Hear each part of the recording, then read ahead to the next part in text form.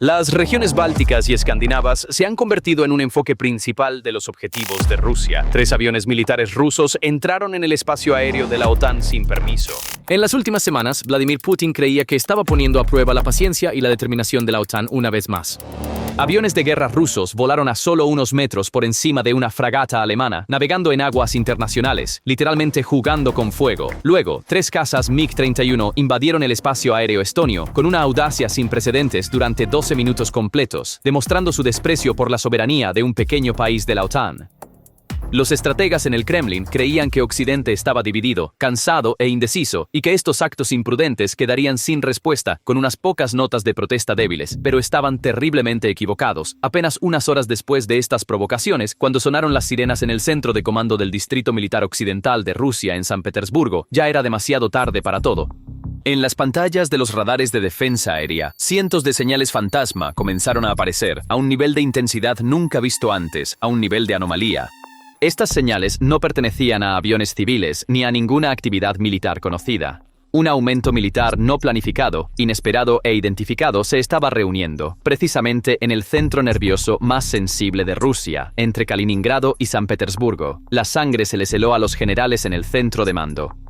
Surgieron preguntas. ¿Era esto un simulacro o preparativos para una invasión desde la frontera polaca? La respuesta era peor que cualquiera de las dos. Este era el sonido de una trampa cerrándose. Con la aparición del peligro, 2 potencias históricas, Polonia y Suecia, se movieron como un solo puño, con un solo mando hacia el corazón del mar Báltico. El nombre en clave para la operación planeada en silencio en los pasillos de Washington, Londres y Varsovia, Gotland Sentinel. Esta fue una jugada de jaque mate implacable que dejaría a Putin con solo 2 opciones sobre la mesa. Y a partir de este punto, ambos escenarios eran un completo desastre para él.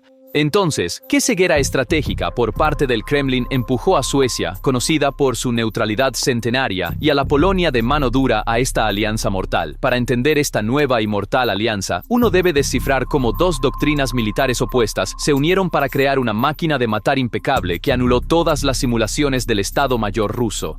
Entonces, el martillo de Polonia y el bisturí de Suecia. Comencemos con el martillo. Polonia. Con la invasión de Rusia a Ucrania, Polonia ha asumido una vez más una misión histórica, ser el escudo que protege a Europa de la amenaza que viene del este. Con sus enormes inversiones militares en los últimos años, se han convertido en la fuerza más dura, pesada y despiadada del flanco oriental de la OTAN. La doctrina de Polonia no es la sutileza, sino la fuerza bruta abrumadora. Con un inventario planeado de más de 1.500 tanques, están construyendo una fuerza blindada que superará no solo a Alemania o Francia, sino a los ejércitos combinados de toda la Unión Europea. Este inventario consta de 2 boxeadores mortales, el estadounidense M1A2 Abrams y el K2 Black Panther fabricado en Corea del Sur. Si el Abrams es un campeón de peso pesado con golpes lentos pero devastadores, el K2 es un luchador de peso medio que desgasta a su oponente con superioridad tecnológica y agilidad. La misión de este muro de acero es encontrarse, aplastar y destruir unidades blindadas rusas en una guerra potencial. Entonces, ¿qué hay detrás de este martillo? Detrás de estos tanques hay un anillo de fuego compuesto por HIMARS estadounidenses y sistemas de cohetes Chunmo fabricados en Corea del Sur. Esto le da a Polonia la capacidad de destruir centros de mando, depósitos de municiones y líneas logísticas en Kaliningrado o Bielorrusia desde cientos de kilómetros de distancia, sin que un solo tanque enemigo cruce la frontera. Los recién añadidos aviones furtivos, F-35, son el cerebro de este ejército. Se infiltran profundamente en las líneas enemigas sin ser detectados por el radar. Identifican objetivos y transmiten instantáneamente esta información a los tanques y baterías de cohetes detrás de ellos. El ejército de Polonia no es una fuerza bruta, es un arma inteligente, conectada en red y extremadamente letal. En el otro lado está el bisturí, es decir, Suecia, el miembro más nuevo de la OTAN, pero un cirujano sereno con siglos de tradición marítima y tecnológica. La estrategia de Suecia es inteligencia, tecnología e invisibilidad contra la fuerza bruta. El ejemplo más brillante de esta filosofía es la clase Visby de corbetas furtivas hechas completamente de fibra de carbono e indetectables por radar. Estas naves pueden deslizarse como fantasmas a través del laberinto de miles de islas en el mar Báltico, asestando golpes mortales a buques de guerra rusos, muchas veces su tamaño en los momentos más inesperados. Sin embargo, el verdadero poder de Suecia yace bajo el agua. Los legendarios submarinos de la clase Gotland, gracias a sus sistemas de propulsión independiente del aire, AIP, pueden operar completamente en silencio durante semanas sin salir a la superficie. Son tan silenciosos que en ejercicios pasados incluso han logrado infiltrarse en las líneas de defensa de la marina más avanzada del mundo. Las flotas de portaaviones estadounidenses son los cazadores invisibles, las pesadillas silenciosas que acechan bajo la superficie de la flota báltica rusa. Sus aviones de combate JAS-39 Gripen E de producción nacional, equipados con misiles Meteor, entre los mejores misiles aire-aire del mundo, son los guardianes flexibles y mortales de los cielos bálticos, capaces de usar incluso un tramo de carretera como pista de aterrizaje cuando es necesario.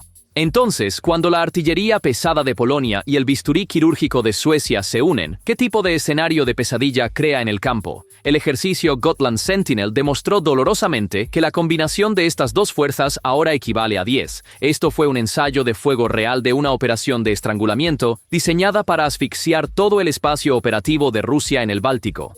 El escenario era simple y apuntaba directamente al mayor temor del Kremlin, a saber, bloquear Gotland. Bajo este escenario, Rusia podría decidir atacar la isla de Gotland, este portaaviones insumergible en medio del mar Báltico, con una flota de asalto anfibio lanzada desde Kaliningrado. Sin embargo, los planes de los rusos podrían convertirse en una pesadilla desde el primer momento. Un submarino sueco de la clase Gotland, a metros bajo el mar, podría detectar silenciosamente a la flota rusa saliendo del puerto. Esta valiosa inteligencia podría ser transmitida instantáneamente a través de un enlace de datos seguro a un avión de mando F-35 en Polonia. A partir de ese momento, probablemente comenzaría la caza. Los F-16 y F-35 de Polonia, bajo la cobertura aérea de los cazas Gripen suecos, podrían llover sobre la flota rusa como una tormenta de acero. Al mismo tiempo, las corbetas Visby de Suecia, ocultas entre las islas, y las baterías móviles de misiles costeros de Polonia, podrían convertir los barcos de desembarco rusos en un infierno antes de que siquiera se acercaran a la isla, disparando misiles antibuque desde diferentes direcciones. Los sistemas de defensa aérea rusos podrían quedar completamente paralizados ante un ataque coordinado desde tantas direcciones diferentes. La fuerza de desembarco rusa podría ser aniquilada en las frías aguas del Báltico, atrapada entre el imán de Polonia y el bisturí de Suecia, sin que un solo soldado llegue a la costa. Esta nueva y despiadada realidad militar también ha cambiado fundamentalmente las reglas de la diplomacia. La verdadera onda de choque vino inmediatamente después del ejercicio por parte del comandante de la Fuerza Aérea Sueca. Estamos listos para derribar aviones rusos que violen nuestras fronteras. No tenemos ninguna duda sobre este asunto. Estas palabras señalaron el colapso de un siglo de neutralidad y disuasión pasiva. El mensaje ya no era, por favor, no hagan esto. Era, si hacen esto, pagarán con su sangre. Este fue el momento en que el Kremlin abrió la caja de Pandora y desató un monstruo que provocaría su propia desaparición. Sin embargo, el verdadero genio de esta trampa se encuentra mucho más allá de las frías aguas del Báltico. Este es un cerco geopolítico altamente ingenioso que debilita a Rusia no solo regionalmente, sino globalmente. El mayor error de Vladimir Putin fue desperdiciar los tanques más modernos de su ejército, las unidades más experimentadas y la capacidad logística más valiosa en el barro de Ucrania durante los últimos 3 años, mientras invadía Ucrania. El Kremlin ya no tiene un ejército de reserva que pueda enviar al frente báltico para enfrentarse a esta nueva fuerza unida polaco-sueca. Aquí es donde ocurre el jaque mate estratégico. La operación Centinela de Gotland y esta nueva alianza permanente han dejado toda la doctrina del Kremlin en el Báltico, que considera como el mar ruso y, lo más importante, el enclave de Kaliningrado, tan indefenso que el Estado Mayor ruso ahora enfrenta una elección imposible. O bien abandonarán Kaliningrado y la flota del Báltico a su suerte frente a esta fuerza superior, o retirarán desesperadamente las unidades vitales que necesitan urgentemente del frente sangrante en Ucrania y las trasladarán al norte para defender el Báltico. En cualquier caso, Rusia pierde. Si no defiende Kaliningrado, pierde uno de sus bastiones estratégicos más importantes y todo su prestigio en el Báltico. Si retira tropas de Ucrania, se debilita aún más en ese frente ya difícil y abre la puerta a una victoria histórica para el ejército ucraniano. Sin disparar una sola bala, la OTAN ha creado un dilema estratégico diabólico, simplemente reposicionando sus fuerzas y demostrando su determinación, obligando a Rusia a debilitarse con sus propios recursos. Ante esta situación, Putin está furioso porque ya no es él quien establece las reglas del juego, sino quien se ve obligado a seguirlas. Ha perdido completamente el control. Entonces, ¿cuál podría ser la respuesta del oso ruso, acorralado y atrapado convencionalmente? Las respuestas que el Kremlin puede dar a este jaque mate estratégico no son una muestra de fuerza, sino un menú de profunda impotencia. La primera reacción, como siempre, es la propaganda. La portavoz del Ministerio de Asuntos Exteriores de Rusia, María Zakharova, apareció ante las cámaras y describió el ejercicio como una provocación agresiva de la OTAN y un intento de arrastrar a Europa a la guerra. El objetivo es encubrir sus propios fracasos, presentando esta aplastante derrota estratégica al público interno como una conspiración occidental. La segunda respuesta es la guerra híbrida. Dado que no pueden establecer superioridad en el mar y en el aire, entonces enturbiarán las aguas de la guerra. Más interferencias de señal GPS sobre el mar Báltico, ciberataques dirigidos a la infraestructura crítica en Suecia y Polonia, y campañas de desinformación destinadas a dividir la sociedad desde dentro. Su objetivo es crear caos dentro de esta alianza que no pueden derrotar militarmente. La respuesta final y más peligrosa es el chantaje nuclear. Con sus opciones convencionales evaporándose, es inevitable que Rusia recurra a su última y más aterradora carta. Amenazas como «los convertiremos en cenizas nucleares», lanzadas al occidente a través de figuras como Dmitry Medvedev, son en realidad un último grito desesperado destinado a quebrar la voluntad política de la alianza occidental y obligarlos a dar un paso atrás. Sin embargo, el veredicto es claro. Rusia ha sido hackeada en el tablero de ajedrez del Báltico. Ha sido atrapada por su propia arrogancia y agresión. La capacidad de los rusos para responder directamente con fuerza militar se ha derrumbado bajo los escombros de la guerra en Ucrania. Así que un nuevo telón de acero está descendiendo en el norte, pero esta vez, la OTAN está tejiendo este telón con su propia voluntad y su propio poder, y Rusia queda en el lado equivocado de este telón, sola e indefensa.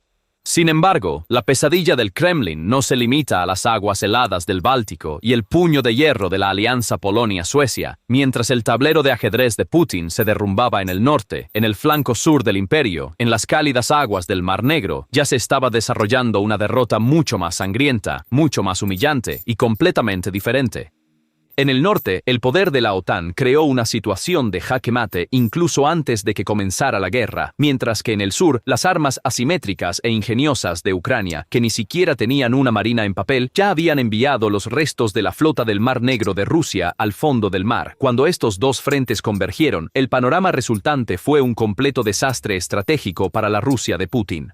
Esta es la historia del colapso total del poder naval ruso y su cerco naval de doble cara en el Mar Negro y el Báltico bajo dos bloqueos separados.